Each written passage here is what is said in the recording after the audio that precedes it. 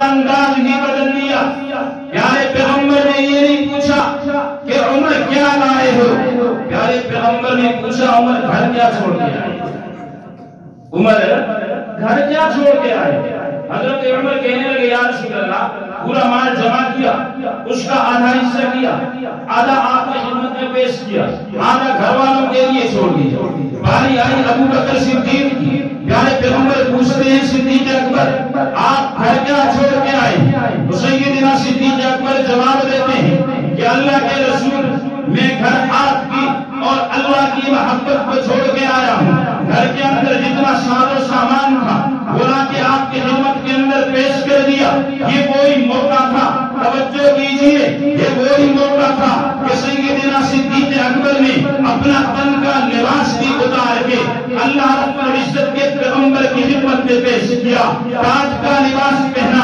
اللہ نے جبرائیل سے کہا کہ جائیے پیارے پیغمبر سے کہیے یہ وہ ہستی ہے کہ جس سے اللہ راضی ہے. حضرت جبرائیل آئے, ابو بکر صدیق کھڑے ہیں. جبرائیل نے پیارے پیغمبر سے کہا, پیارے پیغمبر نے ابو بکر سے کہا کہ ابو بکر اللہ کی ذات آپ پہ سلام بھیج رہی ہے. اللہ نے جبرائیل کے ذریعے سلام بھیجا ہے. ابو بکر سلام کے ساتھ اللہ نے ایک سوال بھی کیا ہے. اللہ یہ پوچھنا چاہتا ہے کہ ابو بکر کیا تم اس بکر کی حالت میں مجھ سے راضی ہے یا نہیں. ابو بکر پہ ایک وجدانی کیفیت طاری ہو گئی اور کہنے لگے کہ پیارے پیغمبر میں ہر حالت کے اندر اپنے رب سے راضی ہوں.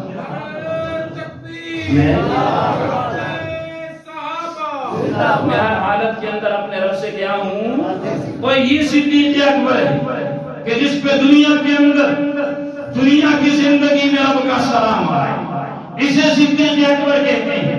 حضرت عائشہ رضی اللہ تعالیٰ عنہا فرماتی ہے کہ ایک موقع پہ رات کا سما ہے, آسمان پہ ستارے بہت زیادہ نظر آ رہے ہیں. تو میں نے پیارے پیغمبر جناب محمد رسول اللہ سے پوچھا یا رسول اللہ کیا ان ستاروں کے برابر بھی کسی کی نیکیاں ہیں. سوال کیا ہوا کہ ان ستاروں کے برابر بھی کسی کی نیکیاں ہیں. تو پیارے پیغمبر جناب محمد رسول اللہ نے فرمایا حضرت عمر کی نیکیاں. کس کی نیکیاں ہیں؟ حضرت اب حضرت عائشہ رضی اللہ تعالی عنہ ان کے دل کیا تھا کہ میں سوال پوچھوں گی تو نام کس کا آئے گا. بولو نا یار, نام ابو بکر صدیق کا ہے تو نام کس کا آیا. حضرت عائشہ رضی اللہ تعالی عنہ پوچھنے لگی کہ یا رسول اللہ میرے والد ابو بکر تھا.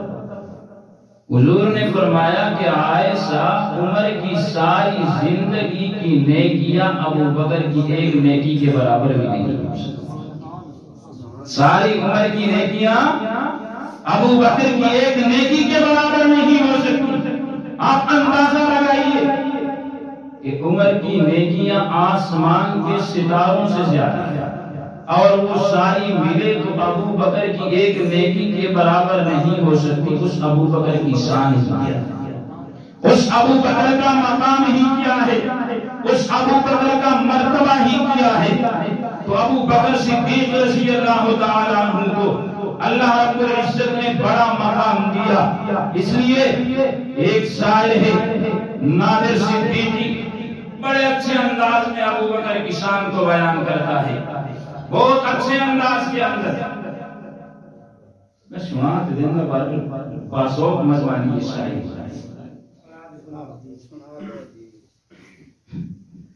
سو بندر بیٹھے تھے بندے دی آواز میں سنا رہے. باقی وہ بندہ موسیقی چاہتا ہے نا تو کہہ رہی چاہتے اپنے موبائل جو ہے وہ سائلنٹ کرا دے. ہندی ہوتا ہے نا اس ساڑھے ساری کی زبانی سائلنٹ نہیں ہوتی. یار سردی اور مسجد دیار کی سردی ہے, کوئی سوال پوچھے کم از کم جواب دے دیا کریں اس کا. بہرحال نادر صدیقی کیا کہتا ہے کہ اسلام میں اول ہے علی ہوں کہ ابو بکر. اسلام میں اول ہے علی ہوں کہ ابو بکر. سلطان خلافت ہے مگر چون کہ ابو بکر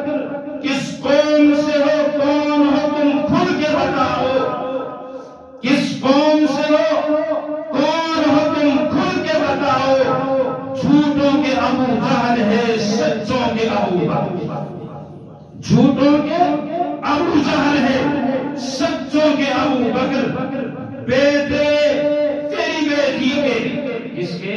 عائشہ صدیقہ، یہ بیٹے تیری بیٹی کے ملازم تیرے گھر کے، ہم بھکاری ہیں تیرے ٹکڑوں کے ابو بکر، ہم لوگ غلامان نسلوں سے ہیں نوکر تیرے نسلوں کے ابو بکر۔ ہم ابو بکر کی نوکری اس لیے کرتے ہیں اور ہمیں اس پہ فخر اس لیے ہے۔ ساری تقریر کا خلاصہ بتانے جا رہا ہوں آپ کو۔ اگر سیدنا صدیق اکبر رضی اللہ تعالی عنہ کی زندگی کو دیکھا جائے